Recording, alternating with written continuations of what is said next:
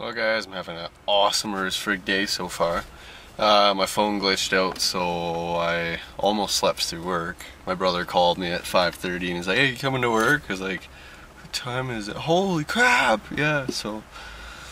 And then about 50 feet from my driveway, I blew a low pressure power steering hose and sprayed all over the exhaust, so the cab just filled with smoke. So I gotta fix that. Yeah, I'm just on lunch now. Okay, I just thought of something that I don't know why I didn't think of this earlier. Coil spring and this. And I was like, oh, how do I get this up? So I put a jack on the leaf spring to the frame and started cranking it, but the leaf spring it started to bend in a nasty way. It just clicked now. Then I have an engine crane. You know what? That's friggin' stupid. I'll friggin' turn it around, back it into here, and then I can use the engine crane to lift up one side of the truck.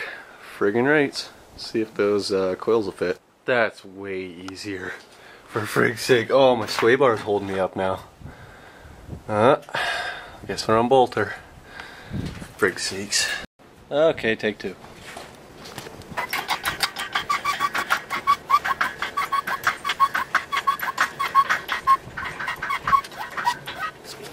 That is friggin' ridiculous.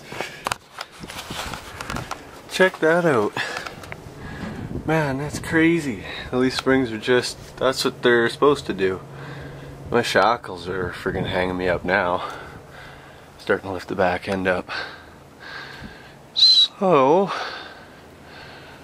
I think I'll try to get those coil springs in now. Dude, that's crazy. That gave me so much more lift. This thing's dug in quite nice. It's gonna be fun to get those off. But yeah, that's working pretty good. Sweet. Lifted her way up though. Not sitting level anymore. Yeah. Actually, is she? I don't know. Oh, I'm testing her out. These coils work pretty decent. Although I'm gonna rip the freaking sway bar off. But yeah, she climbs decent. And the drive shaft isn't friggin' even compressed all the way, so I'm thinking it might be okay. Like this side doesn't really move that much, but I think the shock comes down. But yeah, front springs are pretty much flat. Shock's got a bit more travel to go as well, but this is what I got hung up on. So what I gotta do is back off it and then turn my wheel a little bit more and get closer to the edge. Yeah, not too shabby. Oh, friggin' right. I love that. Maybe I'll set you guys on the Jetta and you guys can watch.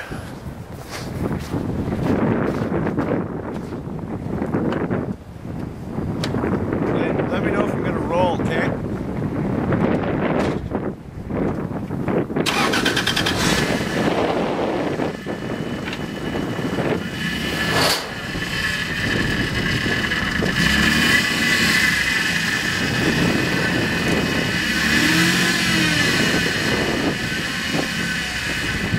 I was thinking about putting this guy in.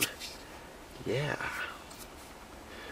So, I've traced at least one of the signal lights from the front into the wire harness that goes in behind there, and you guys aren't going to be able to see it. But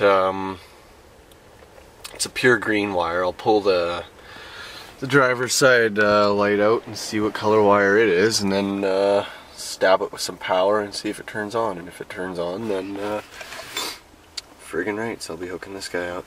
I'll probably end up splicing into it instead of cutting it off and friggin' doing it the other way, because I'll just have this on an on-off switch, turn it on and it'll friggin' trip the lights out, turn it off and it's back to normal.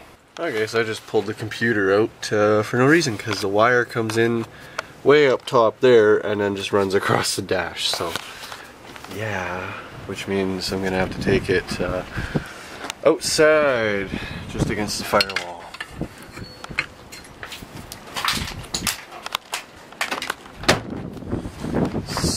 Oh, right, that's right, it comes in through the fender. Dang it. Well, that's the location it shows for. So I'll run a couple of wires off of 1 and 2 there. I guess I'll run one that way, unless I find that signal light wire on this side, then I can run both of them together down to here. But I guess we'll see what happens. Apparently I am very tired because I just spent the last, I don't know, 20 minutes on the friggin' marker lights. I wanted signal lights. Frig sakes. Well, it's going to be a lot of work to separate the signal lights from front and rear. But I don't know, it'll be pretty cool. I might not do the crisscross. I'll probably just do the right side and the left side. Oh, I actually got that right. Cool. Yeah. So I don't know. Anyways, it's getting dark and it's pretty cold out, so I'm gonna head inside, maybe make some dinner or something. I don't know, maybe I'll play some video games. I don't know. Anyways, yeah, I guess until tomorrow. Take care, guys. You know what? I take it back. I'm not done for the night. It got warmer. That's Alberta for you. Yeah, so what I'm gonna do is I'll give power to this signal light and see if the back comes on as well. If it does, then oh, friggin' rights. All I gotta do is splice in a wire there, run it up to the relay or the control module, do the same for the other side, and then hook up a ground and a 12 volt switch, 12 volt switched wire to that module, and then I'll friggin' have flashers. Well, that's good news. I got a jumper cable clamped to that friggin' terminal, and this one's on as well, so friggin' rights. Friggin' rights. Stupid crap.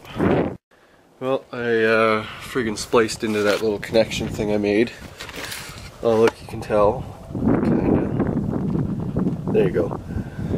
Yeah, basically these lights do not match the 4Runner. What I did, I needed to get by so I could go wheeling and stuff, but it didn't happen. I basically cut both ends. I cut the end off the 4Runner wire harness and the end off the light, and just friggin' butt connected them together. And I used duct tape. Friggin' rights. Duct tape's awesome. Anyways, I just ran the wire out behind the headlight. It's poking out there, so now I gotta run it probably along there, along the firewall to the module. And then I'll be, what else do I gotta do? Oh, I gotta wire a switch up to that. You know what, I might use the old battery disconnect switch. Oh, I just hit my nuts on the front bumper. Oh.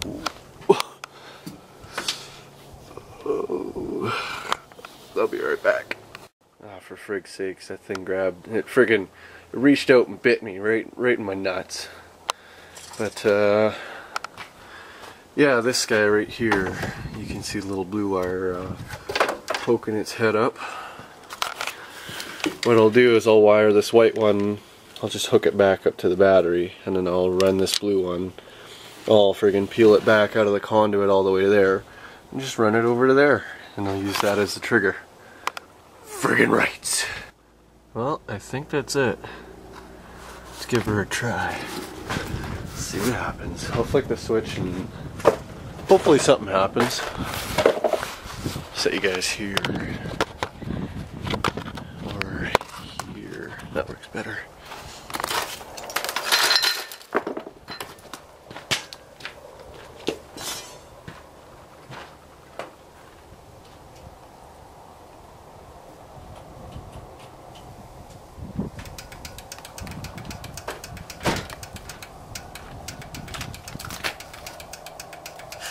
Cool.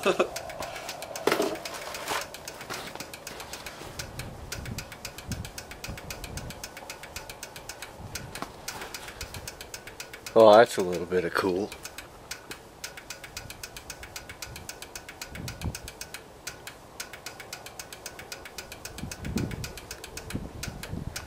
go check out the back.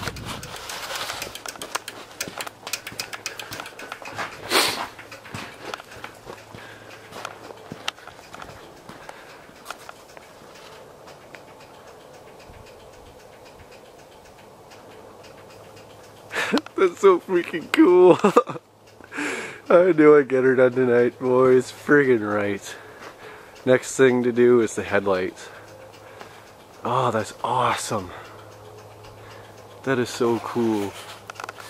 So now I'll be able to hit that, I'll flick that switch whenever I go to pull the Jeep out, so friggin' right.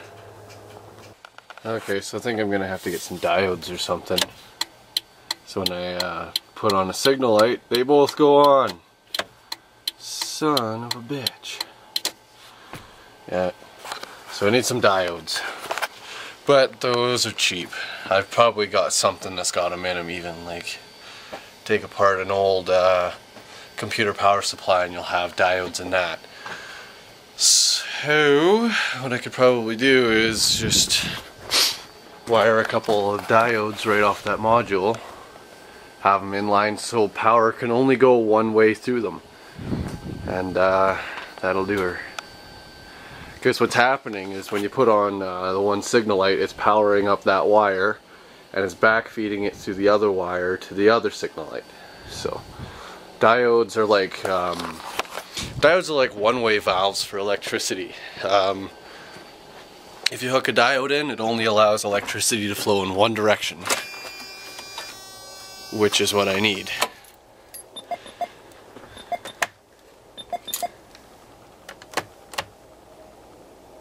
Huh. Oh, there we go. Weird, it had a delay or something. That's just so freaking cool. I can't get enough of that. Back looks awesome. I just gotta be really, really careful not to accidentally bump that switch on the highway or something, because you know what, you got those going on, you'll attract the wrong kind of attention really fast. So anyways, I guess that'll do her. So until tomorrow, take care guys.